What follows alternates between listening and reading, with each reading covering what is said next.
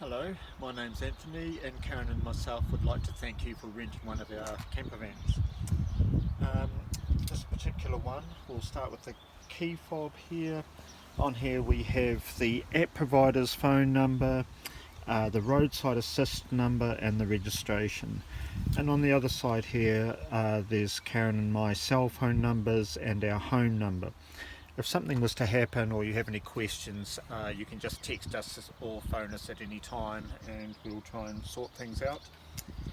The main ignition key is here. If it's cold, you turn it around to the ignition and just wait for the lights to come off a little bit and then start it, and you're away. If an orange light happens to appear, which hardly ever happens, it just means something may need done at the next service, or if it's a water level light or something, you may be able to check that when you stop. If it's a red light that comes on, it means there's a major problem, and stop immediately and give us a call. So here we have a couple of frequently asked questions, and before driving away, leaflets. Please read them. It just saves quite a bit of trouble if you use these as a bit of a checklist. And on the other side there's a wee bit more information and a camper van association book, which is very handy for letting you know where dump stations are and freedom camping spots and things like that. The radio system here also acts as a reverse camera. You can plug your phone into that and use Apple CarPlay, or you can Bluetooth your music and phone to it as well. I think you'll be able to figure that out. So with the keys, just to lock the vehicle, you can lock the front there. And just working around, we don't lock the gas cylinder here, but it's all under there. There'll be a fresh bottle of gas there when you rent it. And best practice is to have it turned off when you're driving. And you just close that like this. And then we come around here. This small key opens all the lockers. This particular one is the power locker. So you would just plug that in when you are at a camping site or something like that. And that allows you to use the plugs inside, as well as charging the battery. The battery will charge while you're driving along. This same key opens the toilet here. So this we set up here is for the flusher. Now this will always look full because it's got sort of a gooseneck thing in there, but in actual fact the level is indicated on the pipe here. So if you run out of water, even though this looks full for the flusher, it may need topped up. The main thing is that children don't keep running the flusher to empty it. To take the toilet out, you just pull this out, it's on wheels, and you can wheel that away and empty it. You've got to be a wee bit careful when you put it back in, that this here is parallel to the toilet, which means this here is closed. If you jam it in there with that, not like that, it'll cause problems as far as getting it out again. And just make sure these things are locked when you before you drive away is quite important. If we come around the back here, one problem with this particular model of Mercedes Sprinter is that the vehicle will lock itself. I'm not sure why they do that, but some sort of security system.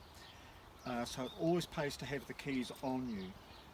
In the event of you losing your keys because you've locked it in the vehicle, we have got a wee lock box around here, and the combination for it is the numerical number plate, in this case in reverse. So it'll be 7272, B being number 2 in the alphabet. And this wee lock box is just located in the barbecue area, which in fact we don't lock. And the lock box is here, so you would put 727 in there, open the barbecue and then open the box, and there's a spare key in there. With the barbecue, there's barbecue instructions there. You just turn the gas on there, and here while you've got the spark and the wee hole in the side here lighting it. So try and light it at the same time that you're turning the gas on, but there are instructions there for you. And if you let it cool down and before you put it away, and just make sure the gas is off, and we do appreciate if you can give it a reasonable clean before bringing it back. So the awning is up here, so you just hook the awning pole in there and crank it down. You can take it right out. The main thing is to be a little bit cautious about wind and things like that. These poles here slip out. The main thing is to bring this buckle here out before you bring it down. If you try and bring it down while that's in there, you'll break it here, which is not so good. And then you loosen the wee bolt off here, lift the section here and pop it in there. And that provides quite nice. You can go out a reasonable bit further than that. The other option is to peg this to the ground out there. So to take it off, you just lift that there, bring this up, push that in there,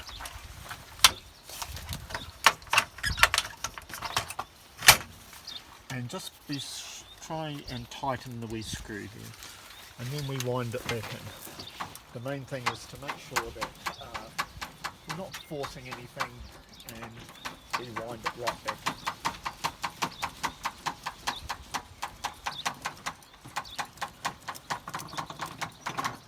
Preferably before you drive away. I'm not sure what the insurance implications are. There is a sticker here from its days when it was a rental. I think if there was a problem, the insurance would probably sort it out. And to lock this, you just push this closed and push the things in there, and it'll lock normally. And this here lives, you hook it up here just inside the door and just push it into its little holder there. Now the keys here, once again, this is where you fill up full of water, and you just open that and put the hose in there until water starts coming out the wee vent below it there, and then you know it's full. So if you need to get into the bonnet,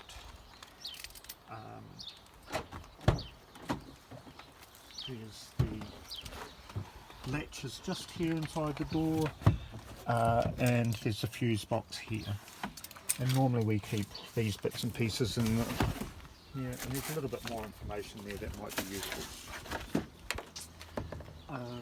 There shouldn't be any need to get into the bonnet, but it's just under here, of course. So your water levels here and your dipsticks. But really, they don't use any oil, so you shouldn't have any problems. Just while we're around here, the waste for the grey water is here. There'll be a hose inside that I'll show you. You just take that off, connect the hose, put it down into your dump station, and then turn the little lever there to empty it. So we'll just go inside the vehicle now and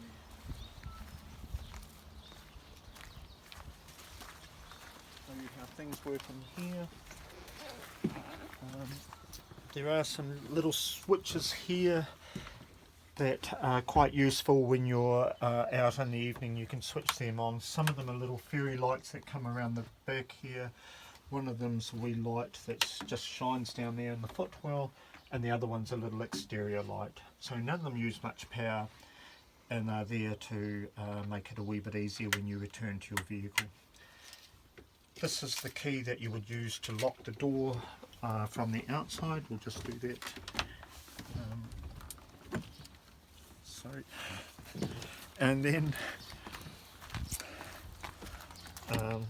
so we just lock it there like that. Whoops. Obviously the other way. And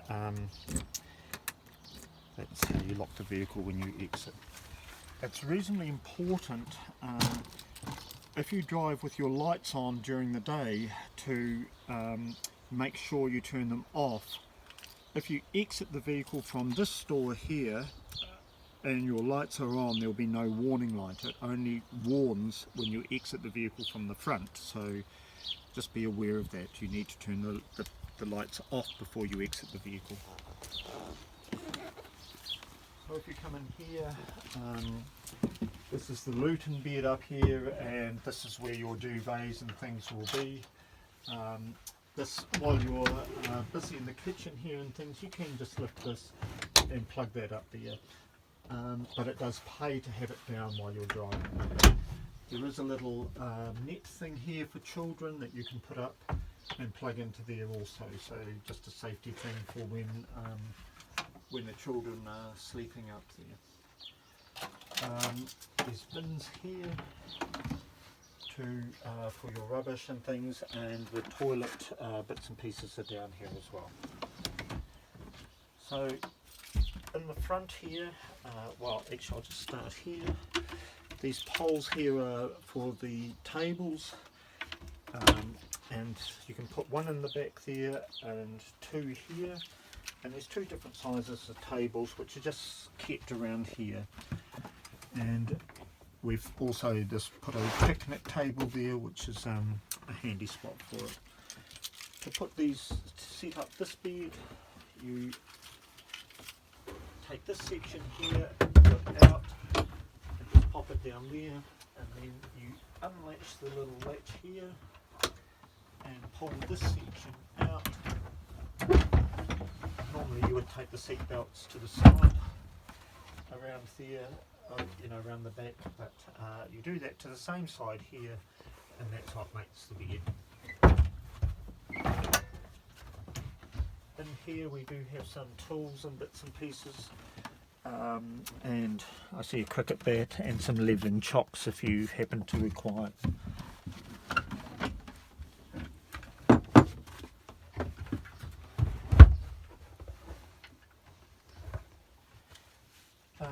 You'll be able to have a wee look through the drawers and cupboards here to see what's what.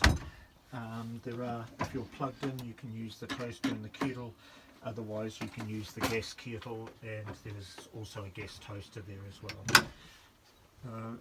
So up here we have the switches that work things. The fridge needs to be on to make the gas clicker work here. So to make that work, you start it clicking, you hold the gas in, and that should go. It would go, of course, if the gas was on, but at the moment, of course, the gas is off, and once it starts, you just hold it for a wee moment, and that'll allow it to start drawing and going. Here we have the sink. Now there's a pump up here, so you need to turn the pump on to make the water work, and basically you've got hot and cold water there. This does have a diesel water heater, which I'll come to soon. The TV's here, and there's a range of videos down there which I'll show you. The lights are here, and there's a range hood that with quite good down lights here for when you're cooking, and a fan. It does pay to use the fan when you're cooking, just because you're living in the same space. It can be gets rid of cooking smells and things. The microwave will only work, and these plugs will only work when you're plugged in. It's just for a wee remote for the front stereo. The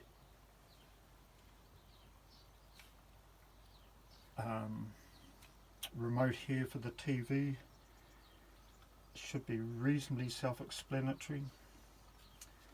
One of the remotes you've got to fiddle with to get it to eject. I'm not sure which one.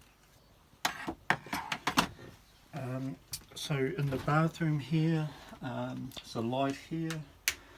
I'll just show you in here. So the basin comes down, and the tap works there. You can't You can't use the toilet unless the basin is up. You flush it here, and there's the little flusher. So that all works not too bad. Normally we would only use it for number ones, but that is sometimes a bit tricky with children. And the showers up here, you can just raise this to a level that suits. In campers, you need to be a little bit cautious about how much water you use, so you tend to wet yourself down, soap yourself off, and then rinse yourself down. So this particular model has a diesel heater in it. Basically you can either just heat the water, which will take 20 minutes, half an hour, or you can move it around to the heat only or heat and water, and it's on a thermostat. This will only work as long as the diesel tank in the vehicle is over quarter full, so that you've got sufficient fuel to drive away with. But it does take a wee while to start running heat out. It's got to purge itself and do all sorts, so it may take 20 minutes to start heating up. Sometimes it's not a bad idea to turn the heater on 20 minutes before you arrive at your destination if you feel like you may need it. So there's DVDs in here, a selection, and wine glasses and coffee cups and whatnot here, and just a wardrobe facility in this one here.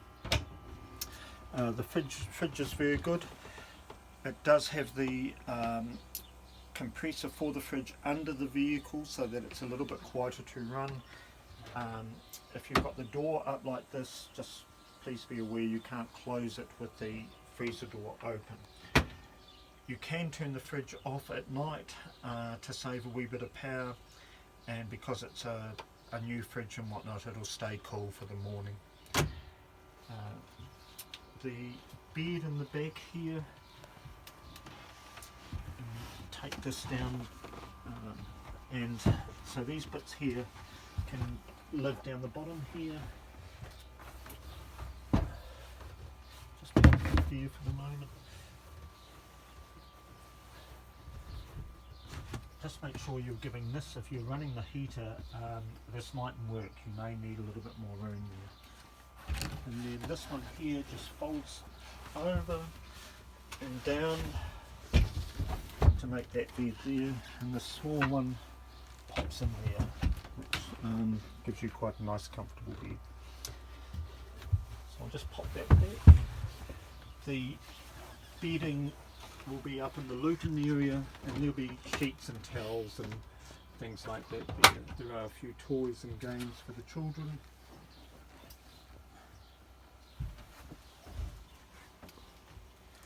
Just pop this back. So under here we have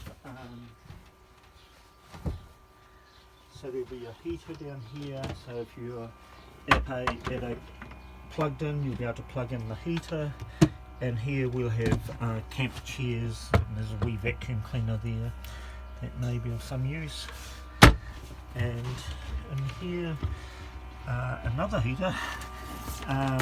Normally there's only one heater, so that's the hose for draining the grey water tank, and